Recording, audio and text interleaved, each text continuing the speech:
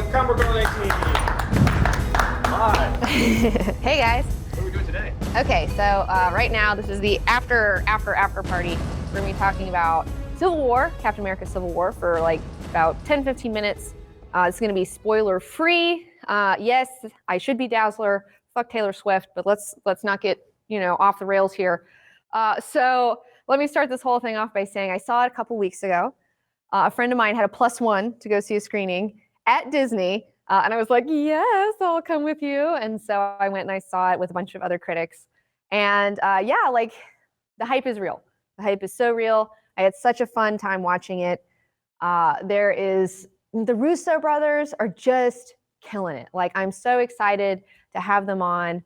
They're doing an amazing job. I love what they did with the other Captain America movie. And I'm so glad that they're back. And it's great that this movie doesn't, like, even though it is a Captain America movie, there are tons of other characters. Like, there's so many other characters who are involved in this. So it doesn't feel like I know a lot of people, they say, oh, well, when I watch like a Thor movie or an Iron Man movie, it's like, why don't they call the rest of the Avengers in, like if they have a problem. And this movie, it's like, you're not like that, And another thing that I really enjoyed about this in particular is you have a philosophical debate going on about, you have people who have superpowers, can you let them run amok? Like, should you kind of keep tabs on them? Which seems prudent. Like, that's like, yeah, if you have people with crazy superpowers, keeping tabs on them would probably be a good idea. But then at the same time, these are human beings. Like, these aren't like weapons or whatever. Like, you can't tell people what to do. And also, governments tend towards being corrupt. So if you have somebody who has power over these people, what if they use that power to try to make them do things that they don't agree with? So what's really great about this movie is that the philosophical debate that's going on, there is really no right answer. So there's so much tension because you can really agree with both sides. Like, it's not, even though I am more Team Captain America, I can't lie.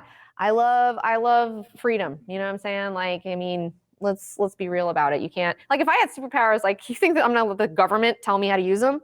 Government's not gonna tell me nothing. So yeah, except pay my taxes and stuff. But all right, so let's get into some characters real quick. I got some notes here. Another thing though, before we get into characters, is I love that the trailer doesn't give anything away. Even though the trailer is so good, I saw the trailer and I was so scared because I was like, this trailer's too good. Like, I don't want to see this. Like, I'm getting too hyped, And then I was like so pleased to see that the trailer really didn't give anything away. There wasn't like, I wish I hadn't seen that in the trailer. You had to watch the trailer. Yeah, I had to watch the trailer because I was doing Collider Heroes and we were talking about all that sort of stuff. So Matt, how about AntMan, Matt? How about AntMan? AntMan is like my fucking favorite, all right? I love Paul Rudd. I love him as AntMan. And when he shows up, like, every scene that he was in, I was just like, I love you so much, AntMan. Like, he's so cute. And he has some really amazing moments in this. He's not in it a ton, but he's totally like has an amazing appearance that is just like the best. And he definitely has like my favorite line from the whole thing. We'll talk about that more later, like after everybody sees it. But yeah, he has some of my favorite moments for sure. And another thing that I loved about AntMan is that, okay, so we have seen in the trailers that like he's really excited to like see Captain America. He's like, oh my God, you're Captain America. Like, oh my God. And he has this really great perspective that works for the audience because he's kind of like how we would be if we were on the Avengers, and we kind of get to like experience that joy from his perspective through him. And on the opposite side of that, so since you have, AntMan kind of on the Captain America side, you have SpiderMan, who is on the Tony Stark side. And SpiderMan also has a similar thing to Paul Rudd, where he's like, this kid, and he's like, oh my gosh, like, I'm doing this stuff. And they're on equal and opposite sides. So you kind of get that perspective from both sides of the team, which was so much fun. Yes, Paul Rudd has been a crush of mine since Clueless. Yes, Michelle, I love Paul Rudd as well. Although I feel like I really started digging him a lot more when I saw Wet Hot American Summer. I was in high school and my friend exposed me to that after it was like a slumber party that I went to. And then like the next day we watched that and I laughed so much and I had to go out and buy it on DVD. Like immediately I went to like 5 different DVD places to find it. And then I got in my first car accident that day too. It was really fun. It wasn't my fault. But yeah, Ant-Man's great. Another new character, though, that we have coming in that we've never seen before is Black Panther. And this is a character in the comic books that I've never really connected with. Like, T'Challa is like, he's like very much a king, and he's very serious, and he's not a lot of fun, you know? And you know me, I kind of like the more fun characters. But in this movie, I think it's Chadwick Boseman who's playing him. And he does such a phenomenal job. I really loved the character of Black Panther. I really loved T'Challa. I thought he brought the straight man to it, you know, because you have all these wacky characters and he's like super straight and it balances everything out. Like, I really loved all of that stuff. And I was excited just like to see a cat man, you know, because I like cats and I have a black cat. And I know that my little cat is so excited to see Black Panther. She finally has a character that she can get behind. Check out this spotlight. She's super cute. And okay, so Tyler, how did Spider-Man compare to the others? He was amazing. He was amazing. Like he like Ant-Man, he's not in it like all the time, but like when he is in it, you're just like, oh, he's so great. Although I will say, Marissa Tomei as Aunt May sucks. Like, how does Aunt May get younger and younger and younger and younger? Like every time we see her, like, why can't she just be an old white-haired lady? Like, Aunt May has always been an old white-haired lady. I'm not offended by seeing old women on screen. So like, can we please? And like, Tony Stark does make a couple of jokes about it, like some, which try to lessen it, but I still think that Marissa Tomei is a fucking terrible casting for Aunt May. That's my one criticism of the one movie. And yes, Bo, okay, so let's get into Vision for a minute. Yes, I loved seeing Vision. I have a really big crush on Vision, I think. I totally would like be down to like go on a date with Vision because I have a thing for like, I don't know, robotic people, I guess. I don't know. I have a problem, okay? I had a big crush on Data growing up, all right? I'm a weirdo, okay? What's wrong with me? I don't know, but it's just there. And it was so cute because when he was just hanging out casually, he's like wearing like this like V-neck like cashmere sweater with like a little, you know, like collar underneath it, a little nice button-up shirt. And he looks so preppy and so cute. And I love seeing, like, there's a few moments with him and Scarlet Witch when they're together. And I really enjoyed, like, seeing their interactivity because they're both weird, you know, like Scarlet Witch, like, she's got weird powers and, like, she's not, you know, they can't have her just doing whatever out on the streets. And so does Vision. They're both kind of the freaks that freak people out. So, like, they're isolated and they're together and you just want to see them, like, hook up, like, so bad. Check out the chat. Yeah, exactly. You're not supposed to have a hard-on for Aunt May. You're not supposed to, unless you're Dr. Octopus. Like, and that's it. You know, because Aunt May almost marries Doc Ock in the comic books at one point, and Spider-Man's like, no! Like, it's really funny. How about Tony Stark? So, yes, CBG plus Vision. We'll see what comes out of that mix. Like some pink, definitely some pink babies. Very pink babies going on. More hair, though, like pink hair, too. So, yeah, so let's talk about Tony Stark and Captain America for just a hot minute. Yes, Robert Downey Jr. is still killing it. He's always killing it. I think that they did a really great job of setting him up for, like, why he thinks the way he does. I was really on top of that because before I saw the movie, I was like, well, you know, if he's all for control, I mean, didn't he just create Ultron and create all these problems? Like, he kind of does whatever he wants, but now he's going back on that. But, like, they did a good job of, like, giving him the right motivation that, like, made sense. Also, Captain America, dude, Chris Evans is so sick. Like, this is his fucking role. Like, I've been watching Chris Evans for a while, and I've been kind of, like, rooting for him. He's one of my little guys, but he doesn't really fit in a lot of things because he's got a little bit of a cheese factor. But it totally works for Captain America. Like, the cheese is, like, perfect for Captain America.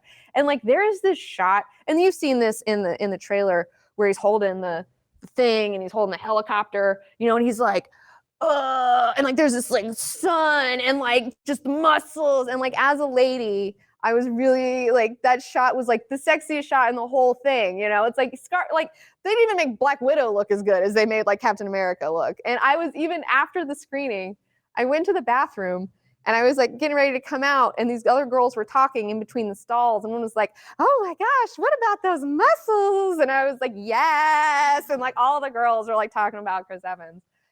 So yeah, he was great as always. He does a really wonderful job.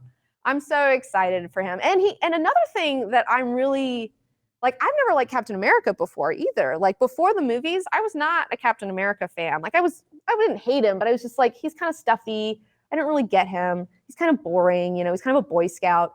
But after seeing Chris Evans playing him and how he's portrayed in the movies, I'm like so down with Captain America now. Like, I didn't get it before. I totally get it now. Yes. Bucky, Winter Soldier's back, obviously. I mean, he's a big point of contention in this whole thing. And he is amazing. He's so cute. He's really hot. He's just whatever. And I loved all the stuff with him. I don't want to talk too much about him because that's like spoiler territory. But of course, like, it's great to see the Winter Soldier, have him come back and actually like have some lines and like talk a little bit and like have interactions and things like that. Yes, I appreciate Chris Evans' aesthetic as well, Michelle. What? Falcon also is back as well. He's cool. Hawkeye makes a brief appearance. I enjoyed him a lot. Black Widow, let's talk about her for just a second. So, you know, it is a little odd, in my opinion, that Black Widow has not gotten a movie at this point. I mean, everybody else has a fucking movie. Why is fucking Black Widow not getting a movie? Like, I don't understand. And I think that Marvel also kind of sees that and they kind of like feel a little bad about it.